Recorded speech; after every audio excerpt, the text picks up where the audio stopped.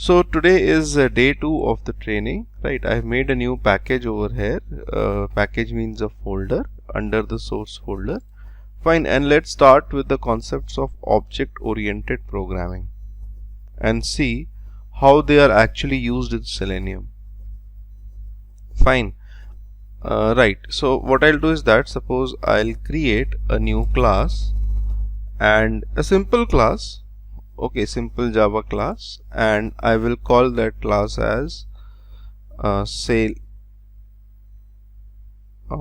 for example a very simple class laptop.java. Right, now what are the features of a laptop? Fine, and what a laptop is supposed to do? Fine, we can define inside this class, that is the name of the laptop, the price of the laptop. So you can define few things out here in laptop.java, that is what is the name and the price of the laptop. Okay, now I'll just make another class, okay, known as say test laptop with the main function. Fine, over here what I'm going to do is that I'm going to create object of laptop class. Fine, so I'm going to create the object of laptop class. What do you mean by object? What do you are you guys not able to hear me? Because somebody is saying that audio is not there. So out here I'm going to create object of laptop class. Now what do you mean by object of laptop class? Fine, and what happens when I create the object of the class? Okay, first of all, the command, most of you must be knowing about it. You just have to write new laptop. If you write this, then you end up creating object of the laptop class. Okay, but what happens in the memory? What this command actually does? Right, let's talk about that. Basically, what happens is that when you run this command,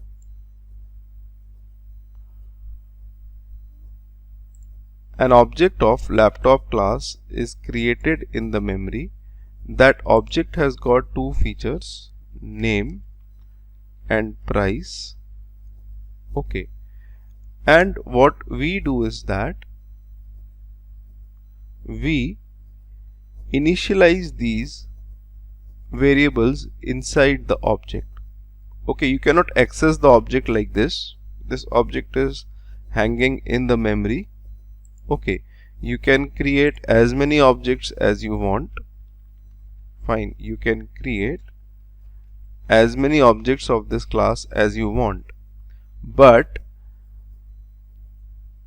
you cannot initialize the object. To initialize the object, you have to create an object reference. You need to write laptop, say L1 equals to new laptop. L1 is the object reference which points towards this object.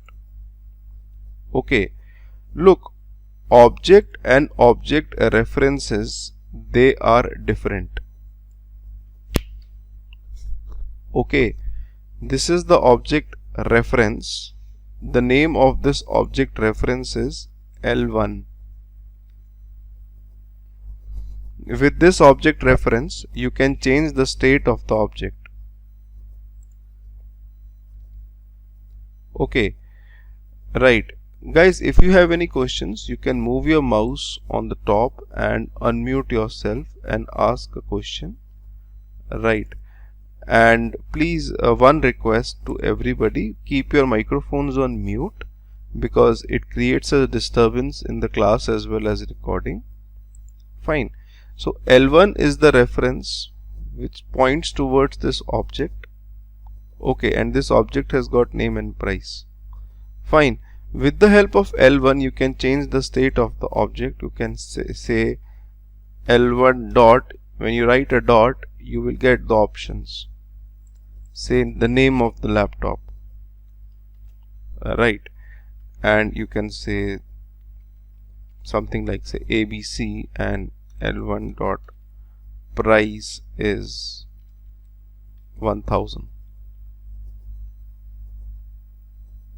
Okay, so now what happens is that in the memory the name of this object becomes ABC and the price becomes 1000. Okay, so similarly you can create as many objects of this class, but object and object references are different. I can create an object reference. I can write laptop L2 equals to null. What does this mean?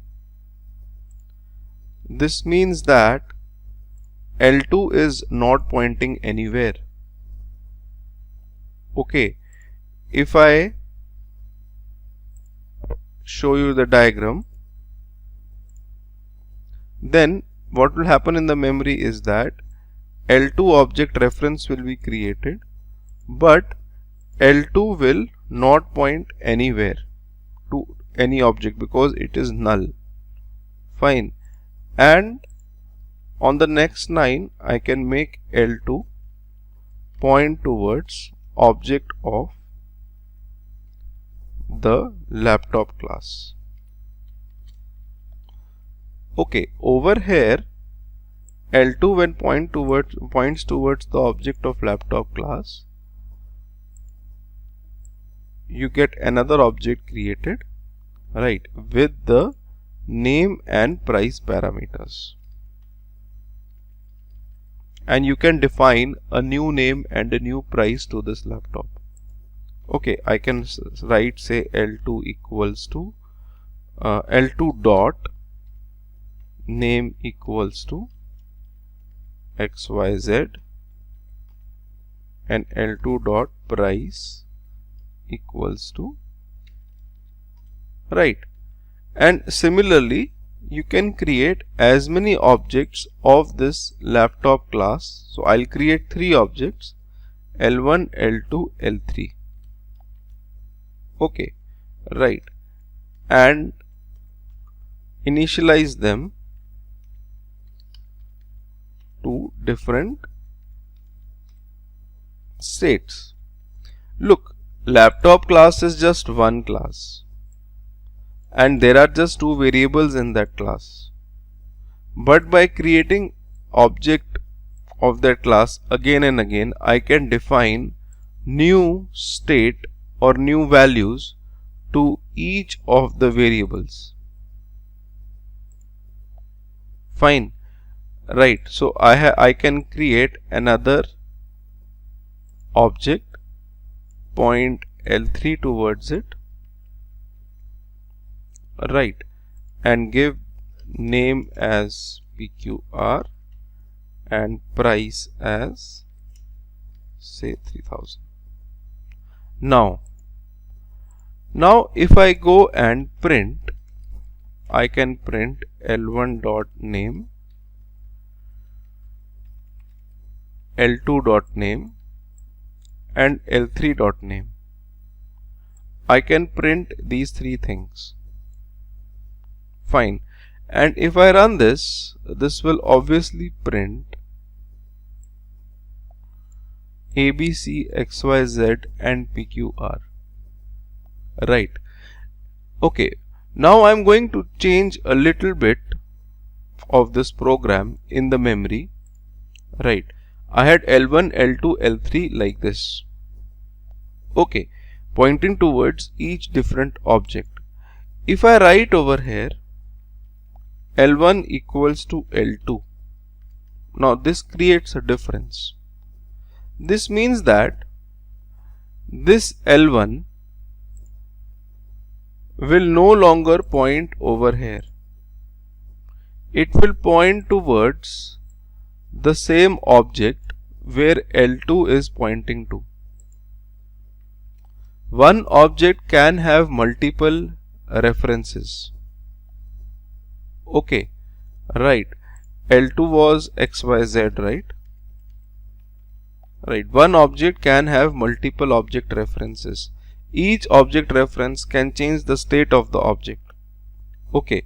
If after this I print the same thing, I have written L1 equals to L2. This is going to print ABC for first, XYZ for first, because L1 is pointing towards L2. For both of these it will print XYZ, and for the third one it will still print PQR. So if I run this code, you will see this output, which is correct. Fine. So I hope you got my point that object and object references, they are different. Okay. Right. Now if I change the state of the object, if I write L1 dot name is sorry guys, L1 dot name becomes, say, Samsung or any other company, okay, like Dell or something, right? And I again print this. So in the memory, L1 will change the state of the object. Okay, L1 will change the name. Instead of XYZ, it will keep the name as say Dell, right? So if I print this again, so both of these will print the values Dell. Okay, both these will print the value Dell. Fine. So when I run the program, so you see that. So this is what an object is. With the object you can change the state of the variables in a class. Now these variables are known as non-static global variables.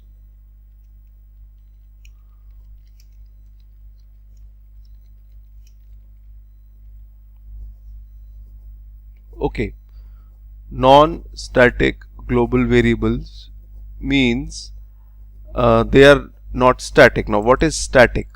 I'm just coming over to it. Right. Now suppose there is a variable known as int number of batteries, the total number of batteries in a laptop. Okay, so when I initialize the object, I'll initialize this. Every laptop has one battery. Okay, every laptop has got one battery. So the number of batteries for every laptop will be 1. Okay, right. But does this make sense that I am initializing every variable number of batteries to 1 for every object?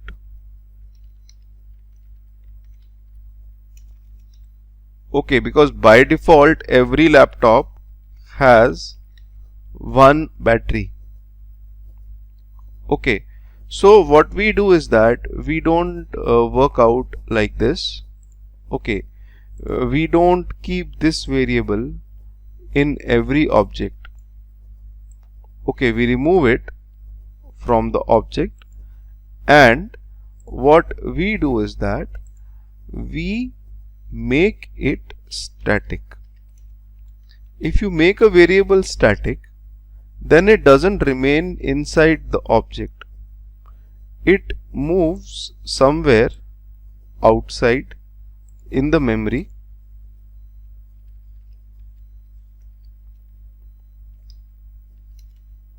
Okay, and this becomes common for all the objects, accessible to all the objects and common to all the objects. This is what static is. It's not the part of the object. Okay, this is known as a static global variable. This is not part of object. Okay, so if you look at your code which you have made, then Java will give a yellow warning over here that you are trying to access the static variable with the object reference, basically, which you should not be doing that.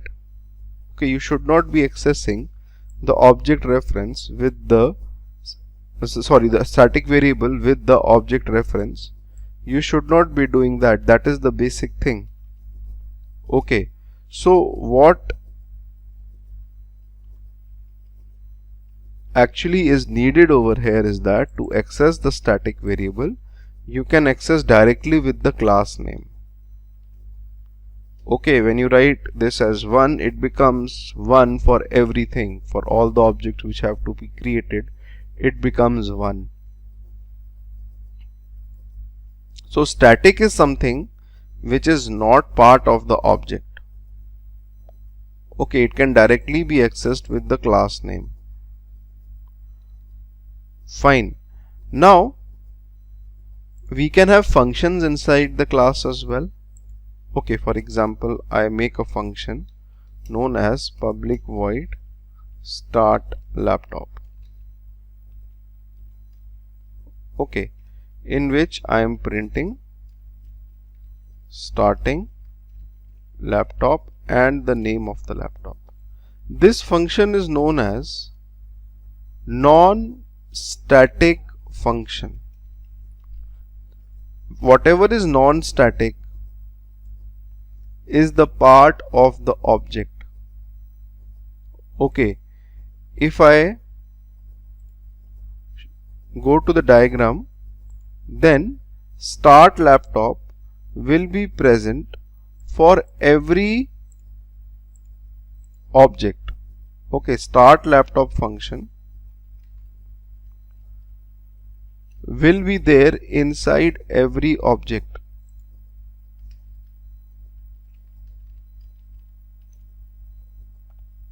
Okay, and it will access the variables of that particular object.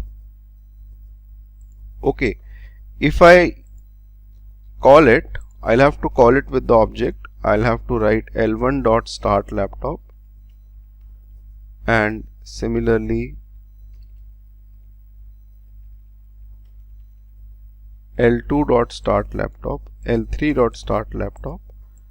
If I call this with each of these object references, then it will print starting laptop Dell, Dell and PQR, because L1 and L2 are pointing towards the same object with the name Dell. We had done the changes, right? Okay, and it will print the respective values of that particular object. It will access the values of the name of that particular object. Okay, right, and that is what is required in Selenium. Right, we have to create the objects in Selenium. Alright, and we have to understand the static and non-static before that. Okay, you can also have non-static functions. You can have a function like public void say shutdown. So every laptop more or less is shut down in the same way, so you can make it say static. So you can access this function directly with the class name. Okay, right, no need of accessing with it with the object. So this is known as a static function. So in a class there are basically non-static variables and static stuff. Okay, non-static and static are the part of a class, and there can be non-static variables, non-static functions, and static variables and static functions. Alright, so this is what object creation is. If you have any questions, you can use your chat or you can unmute yourself and ask the question. I have a question if you don't mind. Yeah, tell me. Would you call a function, by calling a function, do you mean a method?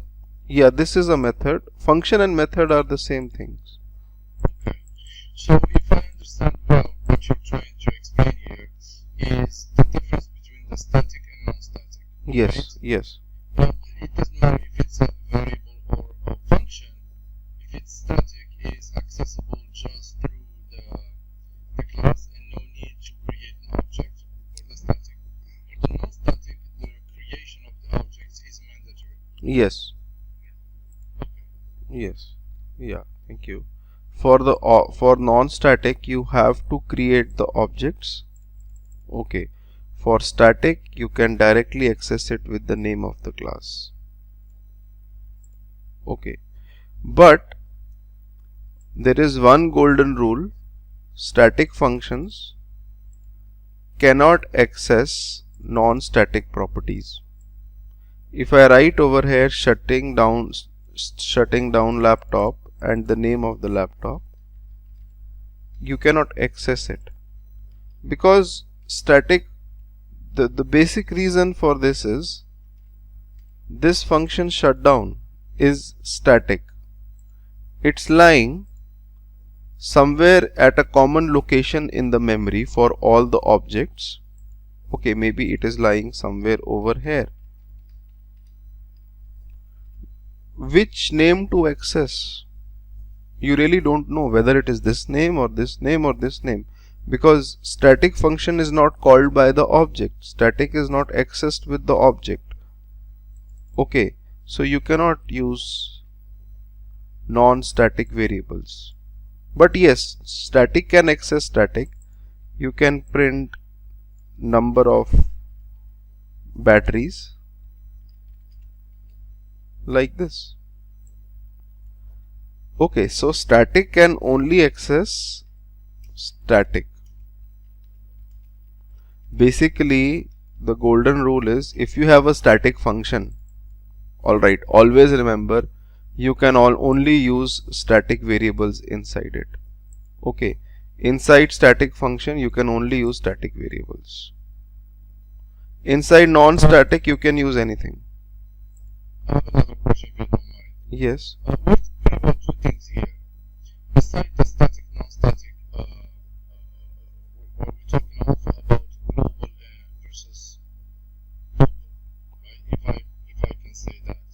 Yeah, if I create a variable over here like int I equals to 100, this is known as a local variable. This is not static, not non-static, nothing. It is simple a variable which is available inside this function. Okay. Right. And it becomes global when you declare this variable Outside. class. Yes, yes, Outside of the main. yes. Outside any function. Okay, these variables over here are not in any function. If I declare the variable over here, it will become a global variable. Okay. So that's what objects are. That's what object oriented programming basically starts with, the creation of the objects. defining few non-static things in the class, defining few static things, defining few functions, right, and calling them by creating the object or calling them directly with the name of the class, right. And There is a misconception in the naming. If you can activate the test laptop.java tab, the way it is created, that reference object reference N1 in line 13, you have the class laptop, right? yeah, N1 equal, and to the right side of the equal sign, we have the keyword new, yes, and laptop and parentheses bracket. That laptop bracket, is it the object or this is the name of the class for which you have to class? this is the name of the class for which you have to create the object. Is it called the constructor by chance? Yeah, this is the constructor, and I'll come over to it in some time. Okay, I'll tell you what constructor is. That's alright, I'm joking. Yeah, no problems. I'll come over to that. I was on the wrong way. No. It's a constructor. Thank you. So it's a constructor, and I'll tell you about constructors in just some time, right. So static can access only static, non-static can access anything. You can change the number of batteries over here. Generally we don't do it. Okay, non-static can access anything. Alright, fine. Now moving ahead, how do we use this in Selenium? Right, how do we use these concepts in Selenium? Look, in Selenium everything is inbuilt. Okay, everything in Selenium is inbuilt. You just have to create the objects of inbuilt classes in Selenium. Alright, right, for example,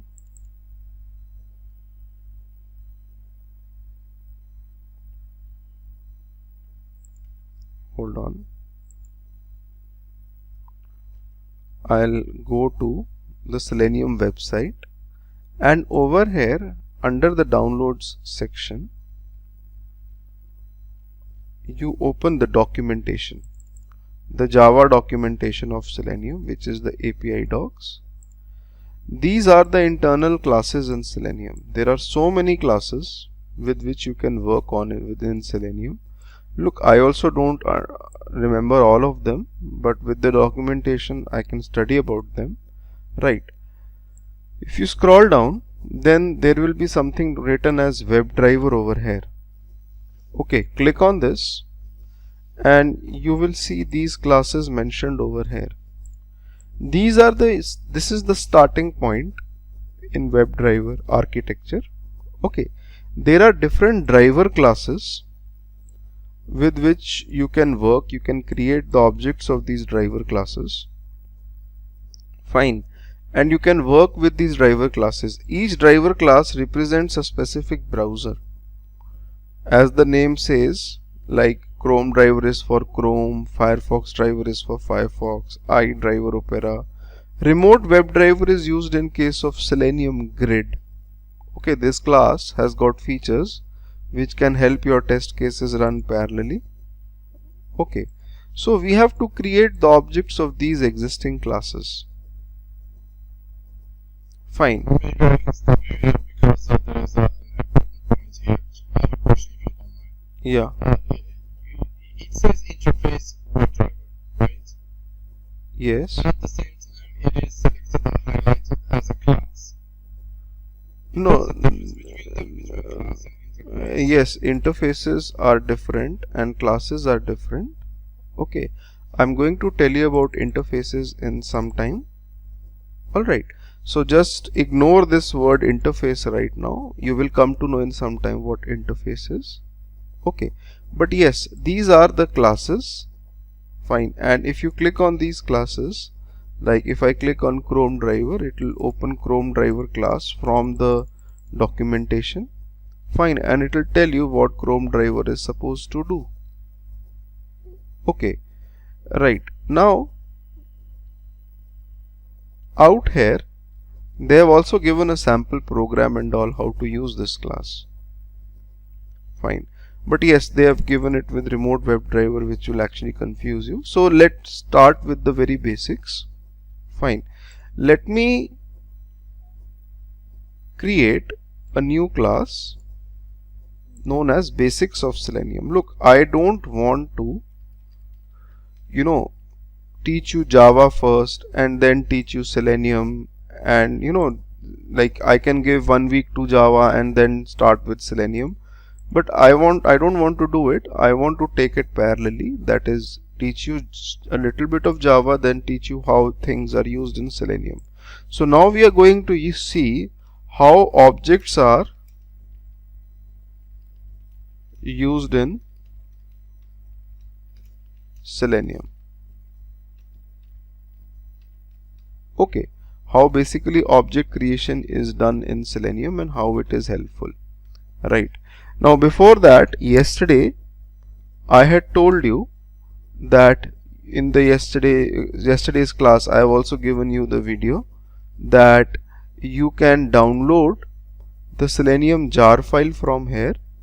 Okay, from this download location we had downloaded the jar file for Selenium and we had imported this, okay, by right clicking on the project properties and under Java build path we had added this jar file in add external jars. Using add external jars we had added this jar file.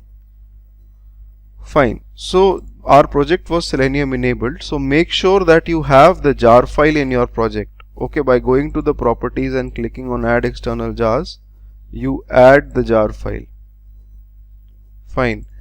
Okay, and now you can start using features of this jar file. Okay, now for every browser we have a class. For example, I just talked about Chrome. You have a class for Chrome driver. You create the object of that particular class. This class is present somewhere inside this jar file which you have added. Fine. Like the laptop class was there, I had created it. But Chrome driver class is present inside Selenium jar. Okay. It will give you an error. Move the mouse over the error and you will get the option to import Chrome driver. Fine. And when I run this program, a blank Chrome browser will open. For you this will not open like this. Okay, you will have to download an exe as well. For automating every browser you have an exe provided by that browser provider. Okay, for example, hold on, just a minute. Just go to Google and search about download Chrome driver exe. Just search about this in Google. Okay, you'll get the first link, chromium.org. Right, go over here and you have to download the exe for your particular Chrome version. Fine, supports Chrome 81. Right, you can check out the Chrome version from your help menu. Okay, like I have 81, I don't have the 83 version, so I would be downloading this one. Okay, you go over here, download for your operating system. It should be 32-bit. For 64-bit Windows or 32-bit Windows, this zip file will do the work. And when you download it, you keep it over here somewhere in your PC. Like I have it over here. Okay, and you have to give the command.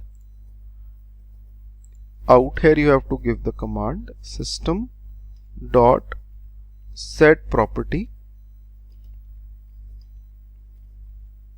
WebDriver dot Chrome dot driver. you have to give this command. Everything should be in lowercase.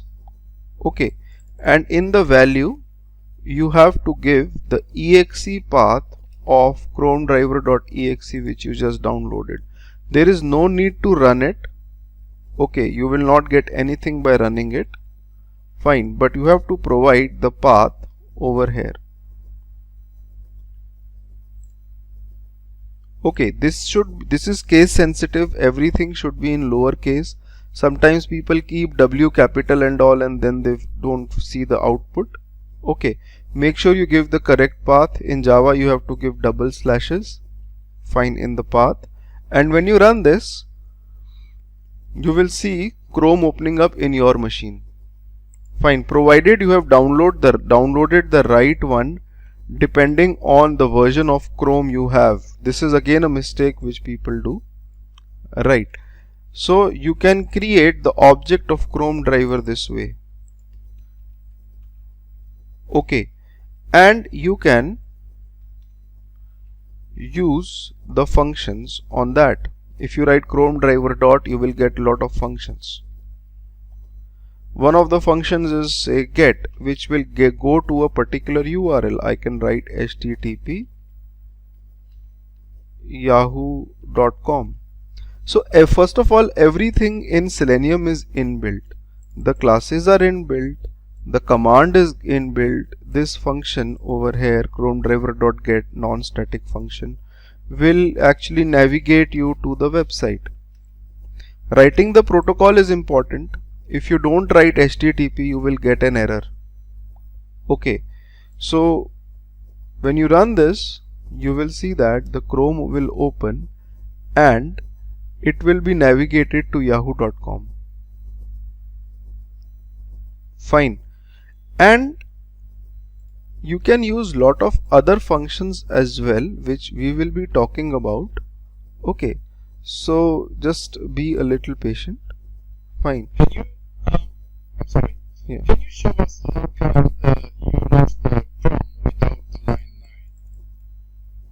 I'll tell you. Yeah, I'll tell you. You have to set the system properties this way, or what you can do is that, like I have kept the exe over here. Okay, you copy this path and go to project your system properties, my computer properties. Fine, and go to advanced system settings. You'll get a window over here with advanced tab. Go to environment variables and you scroll down under system variables. You will see a path variable. Edit this, create a new path with the path where you have kept the driver, the Chrome driver. You might have to restart your PC. Okay, so in the system path you set it in the environment variables. Once you do that, you don't have to write this line. Okay. So I can do that for all of them, for Firefox. Yes. Yes. For every browser you have an exe. Okay. For every browser you have a exe. For everything you can do it. For example, for Firefox you have again a exe. I'll tell you about it in some time. Right. Now over here you have to understand few things about Chrome. First of all, the version matters.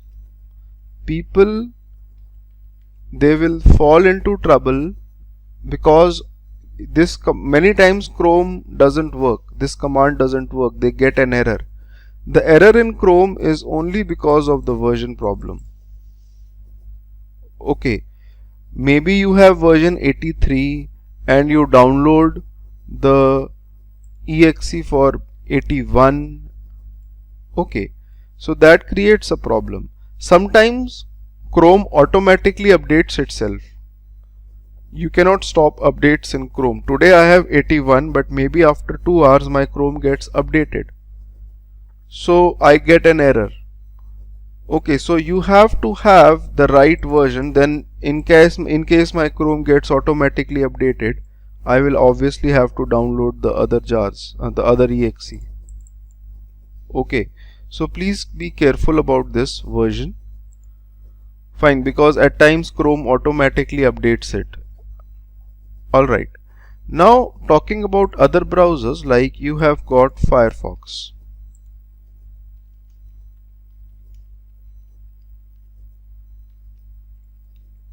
Okay, for Firefox also you have an exe that is known as Gecko driver. You just go over here and call it Gecko driver exe, and you will get the link, the first link. Go over here and you can download it for your operating system. Okay, you can download the latest one, right? And I have downloaded it and extracted it. Under the same location I will be putting under drivers. Okay, this is Gecko driver. Fine. And what you can do is you can write the same kind of line for Firefox as well. But over here, instead of webdriver.chrome.driver, you have to write webdriver.gecko.driver. Give the path of geckodriver.exe.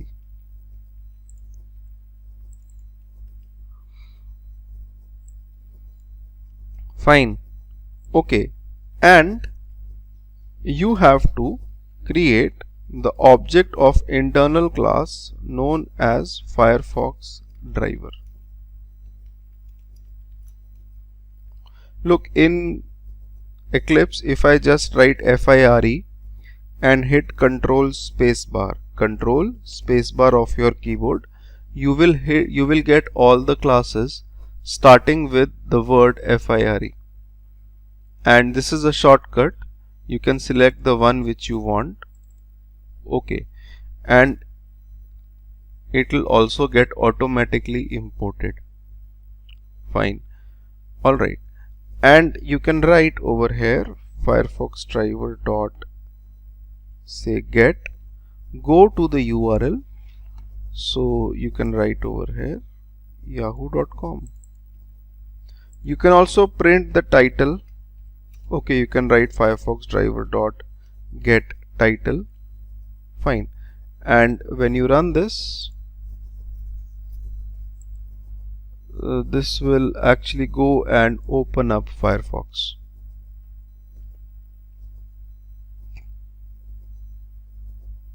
Okay, many times people face issues. I have the right versions configured, I have the right things configured in my machine. Okay, but you might not be having, and you might get errors. Okay, it was opened. You see that it was minimized, and this is the title of the page. It's printed. Fine.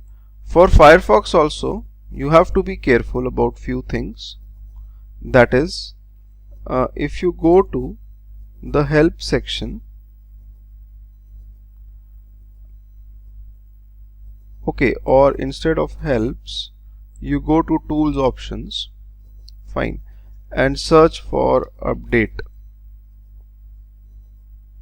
Okay, you should always have this option selected. Check for updates, but let you choose to install them. The problem with Firefox is that today I have certain version of Firefox. Okay, guys, please keep your microphones on mute. In case you have any questions, you can unmute and ask. Alright, today I have Firefox. Fine. If I go to about Firefox, it is 76. The 76 version of Firefox is supported by the exe which I have downloaded.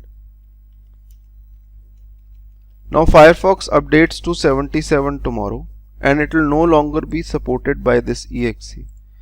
And the problem is that in case of Firefox, it takes time for the exe to be released and your stuff stops working. Then you have to downgrade Firefox. Okay, 77 will not work. with the same exe. Then we end up downgrading Firefox. So this is the problem which is faced at times. In case of Chrome, the Chrome guys, the Google guys, they are very fast. Whenever they update Chrome, they bring in the new driver exe immediately. Okay, so we don't face any issue. In case of Firefox, you get issues at times. Okay, so you have to be very careful with the version. Fine. Now there are other drivers. Okay, there is a driver for I.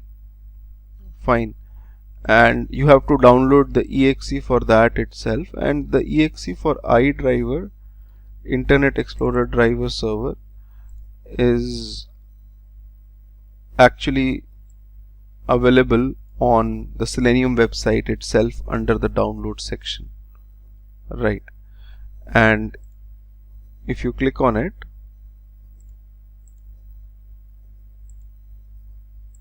depending on your I version, you can download the exe. Fine, and I have it under my downloads section. Just a minute.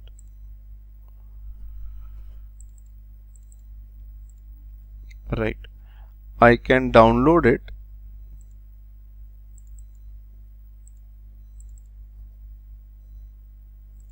and keep it under the same folder. If you set this folder in the environment variable path, okay, you won't have to give the system.set property line again and again.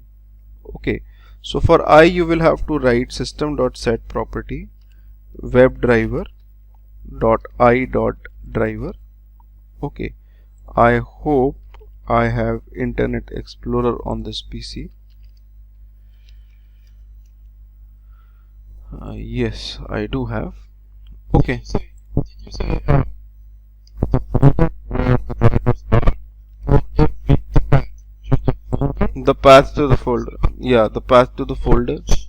Or each one of them into the No, only the path has to be kept, and you can keep all the path to the folder. yes, the path to the folder. Right, you can keep all the exes under that particular path. Okay, yeah, so like this I have kept it over here. Okay, thank you.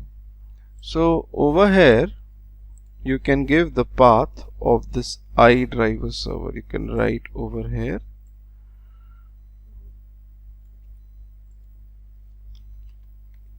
like this. I officially it's gone, nothing is happening in I, but still the driver is there in Selenium. Okay, the class is Internet Explorer driver. You just write enter and hit control space bar, and you keep on writing, you will get the class Internet Explorer driver. You have to create the object of this.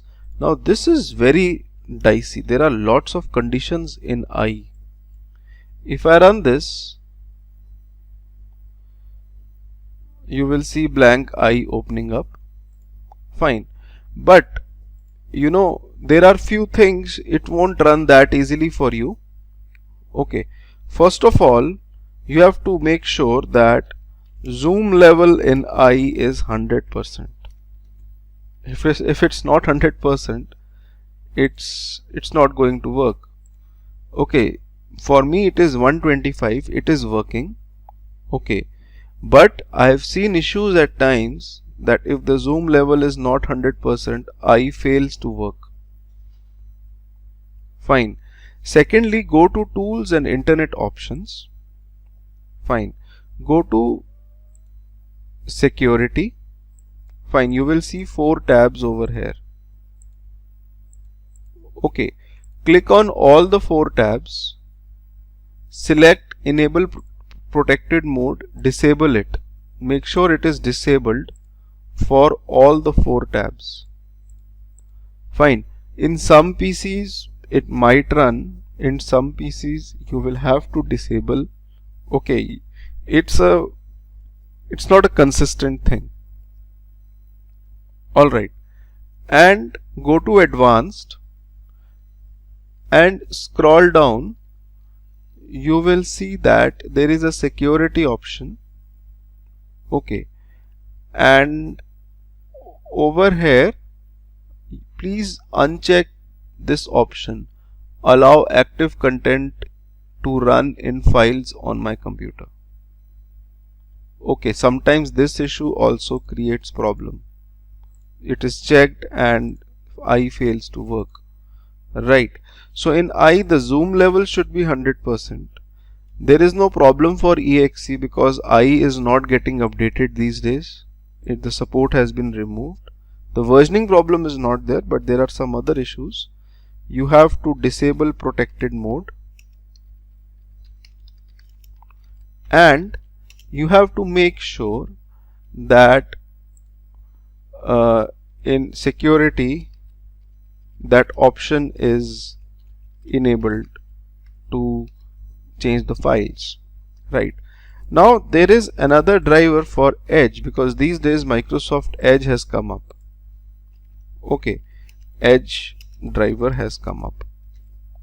Alright, and Selenium has changed the way Edge works. Okay, Edge works on, or the Microsoft guys, they have also changed. It works on Chromium now. Okay, in Selenium 4 they have the changes for Edge. If I just go to Google and type Selenium 4, we are working on Selenium 4 right now. Okay, Edge changes. Right, so you will see that over here they have written over here it's supported for Chromium based Edge. Okay, I will talk about it not right now because my Edge which is installed in this PC is not Chromium based. Okay, Chromium is an engine. It's an engine for browsers. Earlier when Edge was released, Edge was having its own engine, but now they collaborated with Google and they have the Chromium based engine in Edge. Okay, which makes Edge a lot lighter and faster as well. Right, my Edge which is installed on this PC is not Chromium based, so I will not be able to talk about this right now. Okay, but yes, what I did was that I talked about different drivers. I talked about how we can work with them and how they are helpful and what not to do and how to be careful about the versions. Right, this is very important. Okay, to have the configurations right and going. In case you are not able to configure, then please feel free to ask about that. Fine. Now anyone with any questions? Anyone with any questions?